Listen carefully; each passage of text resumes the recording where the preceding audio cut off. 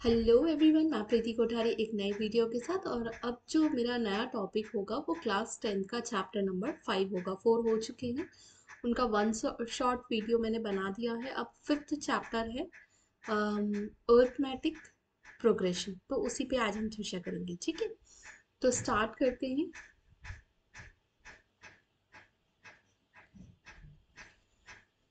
देखो, अगर वीडियो आपको पसंद आ रही है, आपके लिए कहीं भी ये आपको काम आ रही है। देखो, अगर आप टीचिंग एग्जाम की प्रिपरेशन कर रहे हो, टीजीटी पीजीटी दोनों में ये टॉपिक काम आता है। उसका बेसिक है ये, किसी भी सीक्वेंस सीरीज को पढ़ने का वहाँ काम आएगा। क्लास 10 के स्टूडेंट्स अगर इसको देख रहे हैं उनके लिए ये बेनिफिशियल होगा, या अगर कोई भी जानना चाहता है अरिथमेटिक प्रोग्रेशन क्या होता है उसके लिए भी बेनिफिशियल होगा।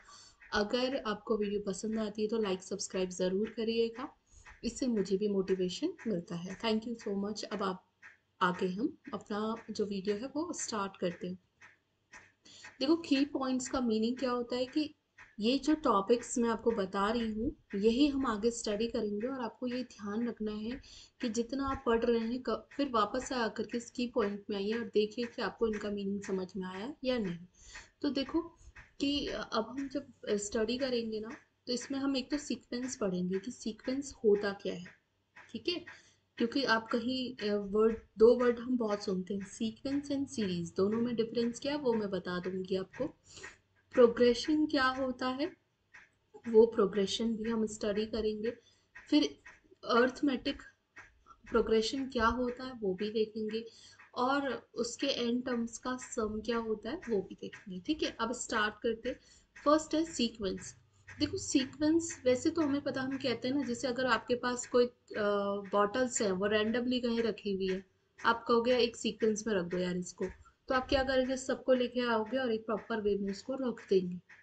ठीक है, या अगर हम कॉपीज को अरेंज कर रहे हैं तो हम कहेंगे भाई सीक्वेंस से लगाओ, या रोल नंबर है तो सीक्वेंस से आप रखाओ। तो एक प्रॉपर पैटर्न जो होता है उसको हम कहते हैं। तो देखो, अगर मैं इसको सिंपली आपको मैथ्स की लैंग्वेज में समझाऊं तो ये क्या होता है, देखिए। A list of numbers arranged in a definite order according to some definite rule is called a sequence. अगर हम किसी डेफिनेट रूल के अंदर नंबर्स को अरेंज करें, ठीक है, एक ऑर्डर में अगर हम उसे अरेंज करें तो वो सीक्वेंस है। सारी भी जो भी नंबर्स आप लिख रहे हो, अगर वो किसी एक डेफिनेट ऑर्डर में अरेंज हो गए हैं किसी डेफिनेट रूल के अंदर, तो उसको ही हम क्या कहेंगे, सीक्वेंस। जैसे फॉर एन एग्जांपल 1 10 12 13 16 लिखा हुआ है, तो ये भी एक सीक्वेंस है। कैसे? ये सब असेंडिंग ऑर्डर में लिखा है, बढ़ते क्रम में लिखा है ना, 1 लिखा है फिर 10 लिखा है। जरूरी नहीं है कि इनका गैप वगैरह सेम है, पर है तो यही ना कि एक से बड़ा है 10, 10 से बड़ा है 12, ये है ना।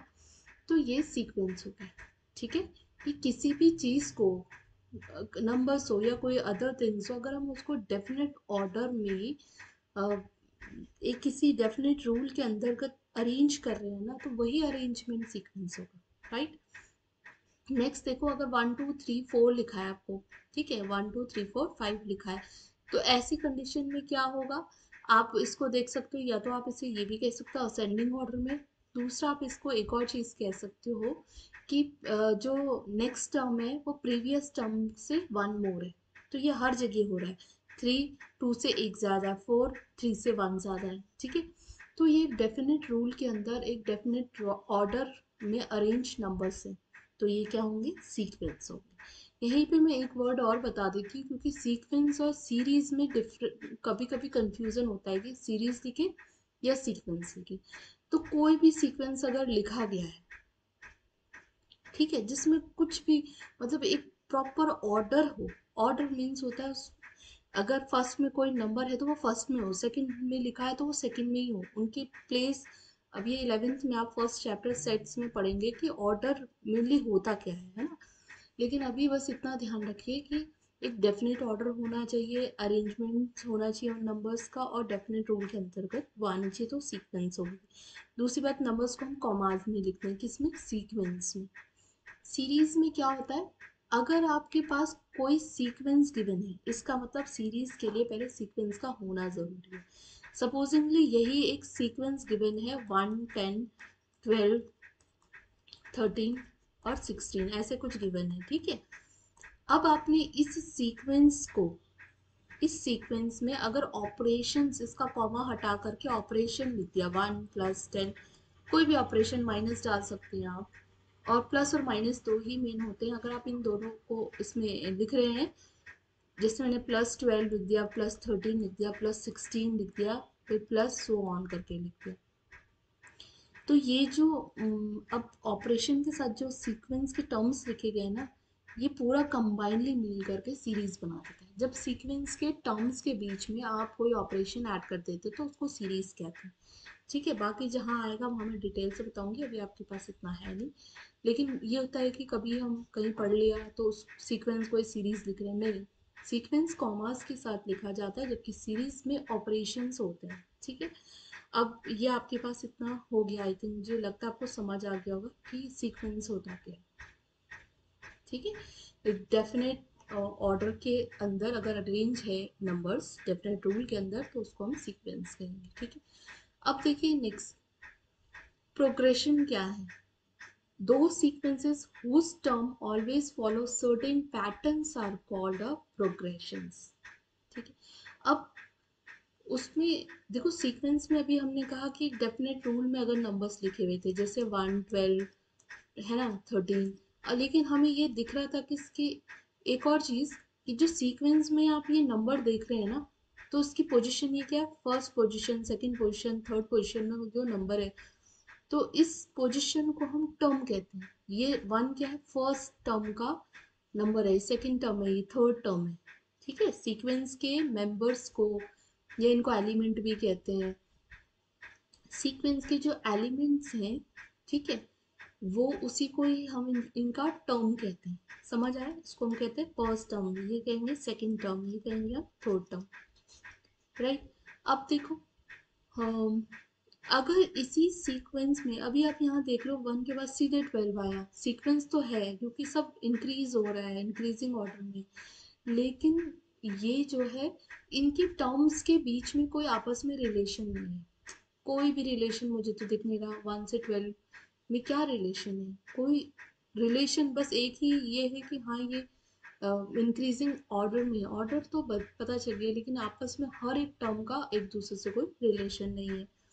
तो जब इन टर्म्स का आपस में रिलेशन एक हो जाता है, एक पर्टिकुलर पैटर्न दिखता है आपको कि हाँ, जैसे 1, 2, 3 में था, इसमें आप देखोगे ना तो एक पैटर्न है, मतलब 1 में 1 ऐड कर रहे हैं तो 2 आ रहा है, 2 में 1 ऐड कर रहे हैं तो 3 आ रहा है, एक प्रॉपर पैटर्न है।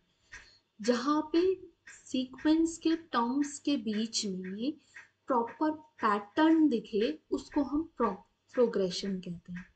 सीक्वेंस क्या था, जहाँ ऑर्डर जो है, कोई ऑर्डर हो, कोई डेफिनेट रूल हो, लेकिन प्रोग्रेशन क्या है, जब पहले तो हमारे पास सीक्वेंस आ जाए, उस सीक्वेंस के टर्म्स के बीच में कोई पैटर्न बन रहा हो, तो हम उसे प्रोग्रेशन कहते हैं, ठीक हो क्या। अब देखते हैं इसमें, नोट पे एक मैंने लिखा है, जैसे ये पहले ये एग्जांपल देख दो, 3, 5, 7, 9 है। अब आप देख सकते हो 3 में 2 ऐड करो 5, 5 में 2 ऐड करो 7, 7 में 2 ऐड करो 9। एक प्रॉपर पैटर्न आ रहा है ना टर्म्स के बीच में, हर एक टर्म कैसे मिल रहा है, 2 ऐड करके, ठीक है। तो ये जो प्रॉपर टर्म होता है, जो प्रॉपर एक पैटर्न होता है, उसी के कारण हम इस सीक्वेंस को, अब ये सीक्वेंस ही नहीं रह गई, अभी एक प्रोग्रेशन है। अब क्या लिख रहे हैं, all progressions are sequence but all sequences need not to be progression. वो तो हमने यही देख लिया था, ये क्या है, ये प्रोग्रेशन नहीं है, जबकि ये क्या है, प्रोग्रेशन है। क्यों? क्योंकि इसके टर्म के बीच में एक फिक्स पैटर्न नहीं है, और इसके टर्म्स के बीच में क्या है, एक फिक्स है ना, फिक्स पैटर्न है कि एक एक जोड़ के आ रहा है। आई थिंक प्रोग्रेशन अब बिल्कुल समझ में आ जाना चाहिए कि प्रोग्रेशन क्या होता है। नेक्स्ट देखो, इंट्रोडक्शन टू अर्थमेटिक प्रोग्रेशन। अब अर्थमेटिक प्रोग्रेशन क्या होता है वो देखो। देखो, वो जो फिक्स पैटर्न मैंने प्रोग्रेशन का बताया वो कुछ भी हो सकता है, ठीक है, क्योंकि हम अभी इसमें तो केवल अर्थमेटिक ही है, बाकी 2-3 प्रोग्रेशंस और होते हैं, ठीक है। वो जब आएगा तब आपको 11th में एक और आ जाएगा, तो वो वहाँ आप पढ़ लेना, ठीक है। लेकिन अभी अर्थमेटिक प्रोग्रेशन की अगर मैं बात करूँ ना, तो ये क्या होता है, प्रोग्रेशन मीन्स एक फिक्स पैटर्न होना चाहिए टर्म्स के बीच में, और अर्थमेटिक लग जाए तो उसका मतलब होता है जो ये टर्म्स है ना, इनके बीच में क्या होना चाहिए, फिक्स एक डिफरेंस होना चाहिए, फिक्स डिफरेंस, ठीक है। मतलब अगर मैं ए, जैसे A1 comma A2 comma A3 so on, क्या है ये AN तक, ये टर्म्स हैं किसी प्रोग्रेशन के। अब हम इसे प्रोग्रेशन बोलेंगे कि कोई ना कोई फिक्स पैटर्न तो होगा ही होगा, लेकिन अरिथमेटिक कब बनेगा, उसके लिए कंडीशन है कि जब आप सेकेंड टर्म में से फर्स्ट टर्म को सब्ट्रैक्ट करो तो कुछ आएगा, सपोजिंगली वो डी आया, और जब आपने A3 से A2 सब्ट्रैक्ट किया तब भी एक वैल्यू जो है वो डी ही आ रही है। अगर सब टर्म्स के बीच का डिफरेंस जो है वो क्या है, वो कॉमन आए, मतलब हर जो सक्सीडिंग टर्म है उसका प्रिसीडिंग टर्म से जब डिफरेंस निकालो अगर वो हर टर्म के लिए इक्वल आए, तो ऐसे प्रोग्रेशन को, ये ऑलरेडी प्रोग्रेशन था लेकिन अब इस प्रोग्रेशन का पर्टिकुलर नाम आ जाएगा, वो हो जाएगा अर्थमेटिक प्रोग्रेशन। किसी सीक्वेंस को मैथमेटिकली लिखने के लिए हम एपी सच दैट, इसको पढ़ते हैं सच दैट, और फिर ऐसे लिखा जाता है, ठीक है। अब इस 10th में होता नहीं है ये इतना बताते हैं, लेकिन आप ऐसे लिख सकते हो इसको क्योंकि ये सीक्वेंस को दिखाता है, ठीक है। और यहाँ पे तो प्रोग्रेशन है, प्रोग्रेशन मतलब फिक्स पैटर्न। अर्थमेटिक क्या कहता है, जब अ, उनके बीच का, टर्म्स के बीच का डिफरेंस कॉमन आ जाता है, ठीक है। अब देखो इसी को उन्होंने दूसरी तरीके से क्या लिखा, A2 is equal to A1 plus d, मतलब कॉमन डिफरेंस को उन्होंने यहाँ लिखा हुआ है, ठीक है। तो A2 क्या हो जाएगा, A1 में डी जोड़ दो, A3 A2 plus D, A4 A3 plus D. इस तरीके का अगर पैटर्न मिल रहा है आपको तो वो एपी है, या फिर मैंने आपको बता दिया एपी क्या है, जैसे हमने किया था 1 2 3 है, सिंपल समझने के लिए ये भी एक एपी है। कैसे चेक किया, चेक करो सेकंड टर्म में से A2 माइनस A1 करो, A2 कौन है, ये है, A1 क्या है, ये, A3 क्या है, ये है।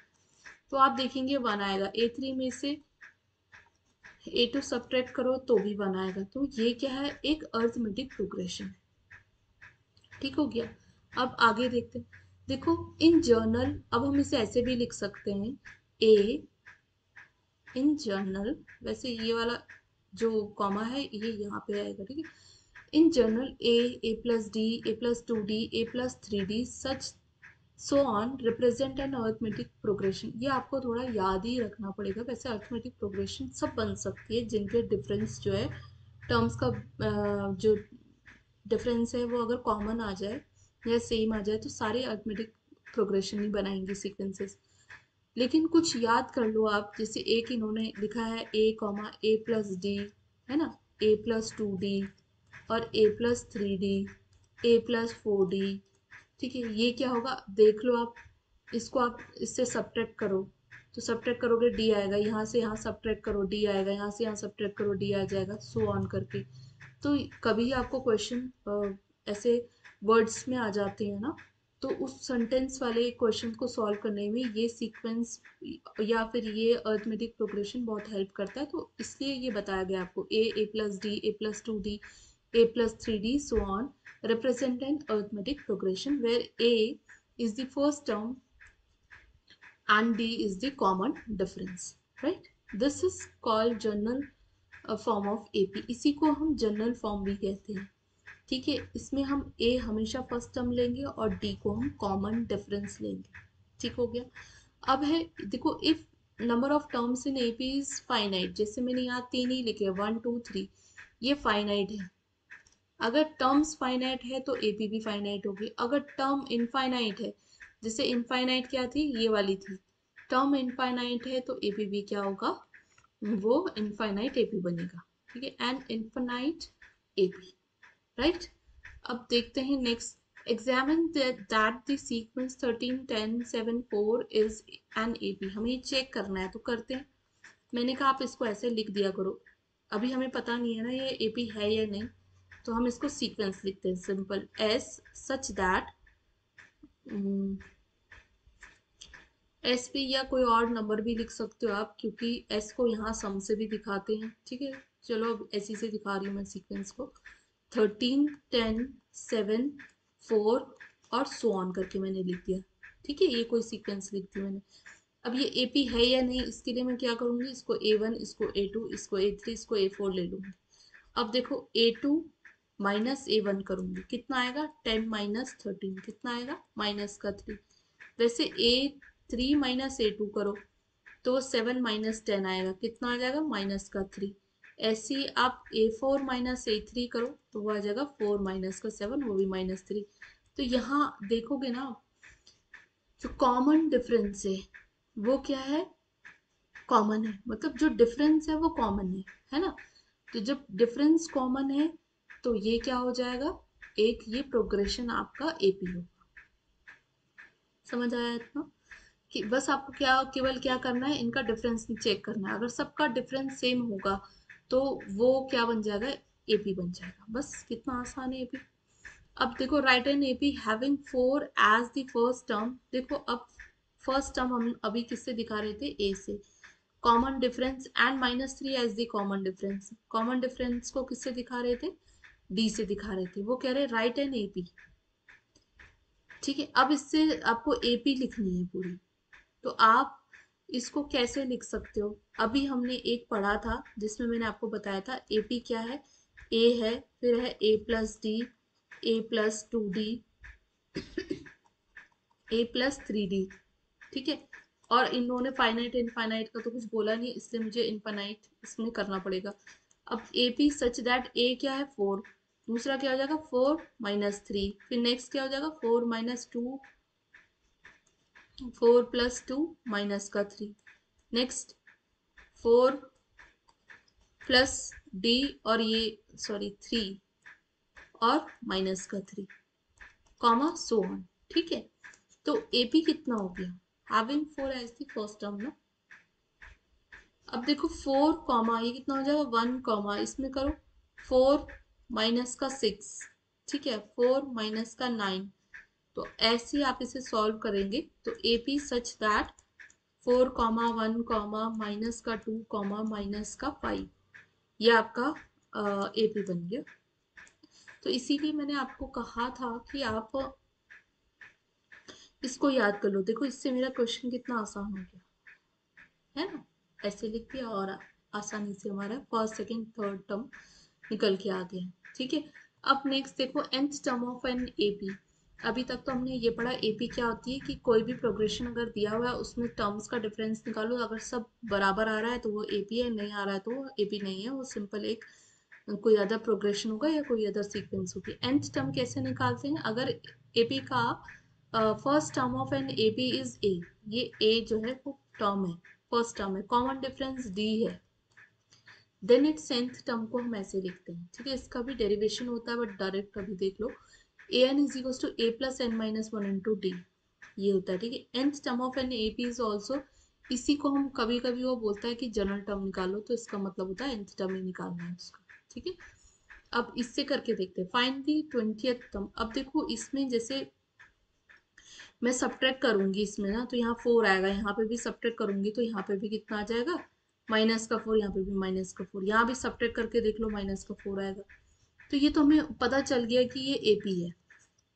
लेकिन अब वो कह रहा है 20th टर्म, अगर मेरे पास फॉर्मूला नहीं होता तो मैं कैसे निकालती, मुझे एक एक करके वापस -4 जोड़ जोड़ के फिर मैं 20th तक पहुंचती, वो बहुत लंबा मेथड हो जाता। तो अभी मैं क्या करूंगी, A N is equal to A plus N minus one into D, जो फॉर्मूला पड़ा उस पर रखेंगी। तो यहाँ 20th टर्म मतलब 20 रख दो, फर्स्ट टर्म कितना दे रखा है 7, यही तो फर्स्ट टर्म होता है, ठीक है, प्लस 20 माइनस का 1 और डी कितना है -4 है, तो कितना हो जाएगा 7 प्लस 19 इंटू -4, और सॉल्व कर लो, 7 माइनस अभी कितना हो जाएगा 76 हो जाएगा, ठीक है।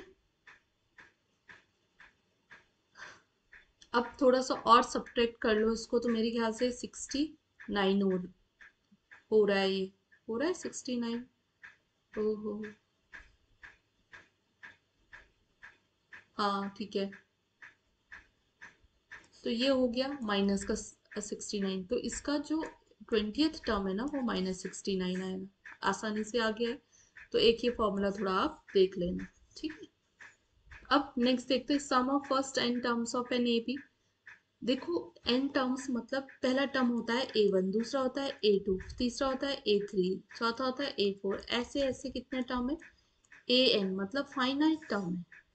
अब अगर किसी एपी के ये फाइनाइट टर्म्स गिवन है, अब वो कह रहा है इसके टर्म्स का सम, मतलब इससे जो सीरीज बनी, इससे क्या बनी, कोई सीरीज बनी A1 plus A2 plus A3 plus A4 plus so on, कितना AN तक ये सीरीज बन गई है, इसका सम निकालो। तो उसके लिए एक फॉर्मूला होता है Sn is equal to n/2 2a plus n-1 into d. इसका भी एक लंबा सा डेरिवेशन होता है, अगर आपको वो बताना होगा तो मैं इसमें कमेंट करना, नहीं तो डायरेक्ट याद कर लो। n/2 2a plus n-1 into D होता है, ठीक है। अब इसमें रखते हैं हम find the sum of the first 22 terms of this AP. देखो अब ये क्या है, आप इससे सब्ट्रैक्ट करेंगे कितना आएगा -5, इससे सब्ट्रैक्ट कर लो कितना आएगा -5, इतना पता चल गया एपी है, तो देखते ही पता चल जा रहा है। अब इसके 22, find the first 22 sum of first 22 terms, तो कितना हो जाएगा n/2, फॉर्मूला लिख देते हैं पहले, n/2 2a plus n-1 into T. रखो वैल्यू 22, 22/2 ये कितना हो जाएगा 8, प्लस ये कितना हो जाएगा 22 -1 इंटू डी कितना आया -5।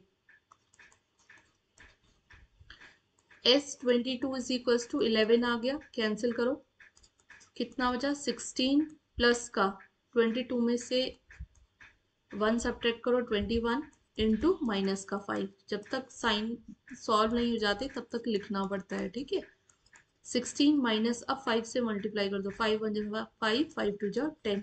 अब इसे 16 को सब्ट्रैक्ट करके लिख देते हैं 11, और यहाँ करेंगे तो 9, फिर 9 यहाँ कितना हो गया 10 में से 1 गया 9,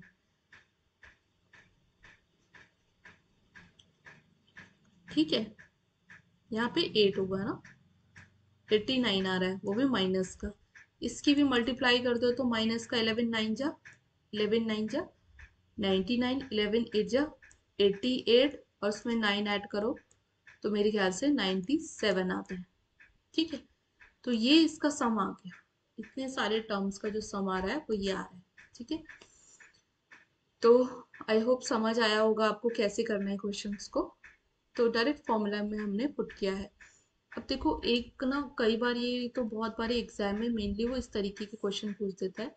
ये रिलेशन है बेसिकली, जब आप पढ़ लोगे ढंग से, अभी इसके बाद आप खुद से भी एनसीईआरटी पढ़ना, तो आप देखोगे कि कुछ क्वेश्चंस को करने के लिए आपको अरे मतलब खुद से एफर्ट डालना पड़ेगा। उसका शॉर्टकट ये है कि देखो ये सम ऑफ एन टर्म्स है, ये सम ऑफ n-1 टर्म्स है, इनका डिफरेंस ना नंबर ऑफ टर्म्स के जो इसका nth टर्म है उसके बराबर होता है। अब इसको यूज कैसे करते हैं, देखो if the sum of first n terms of an AP is given, Sn given है, then find the nth term of AP. वो कह रहे हैं कि nth टर्म मतलब an निकालो, जबकि आपके पास Sn गिवन है। Sn कितना है 6n प्लस 7n²। तो an निकालने के लिए अगर आपके पास, आपको ये फॉर्मूला नहीं पता होगा तो आप कैसे निकालोगे, नहीं निकाल पाओगे ना। तो देखो an निकालने का तरीका क्या होता है, Sn माइनस Sn-1, तो पहले Sn-1 लिख दो, इसकी जगह n-1 रख दो, रखते जाओ, n-1 का स्क्वायर, थोड़ा सॉल्व कर लो, 6 n माइनस का ये कितना हो जाएगा 6 प्लस 7n² माइनस प्लस का 7 और माइनस का 2 सॉरी 14n। अब आप सोचोगे मैंने क्या किया, कुछ नहीं, पहले मैंने n-1 का होल स्क्वायर खोला, वो कितना होता है n² प्लस का 1 का स्क्वायर माइनस का 2n, ये होता है। इसमें फिर मैंने क्या किया 7 से मल्टीप्लाई कर दी, तो ये इतना आ जाएगा, ठीक है। अब इसको थोड़ा और सॉल्व कर लो, कितना हो जाएगा 6n और ये है 14n है, तो 8n होता है मेरे ख्याल से, वो माइनस का है ना।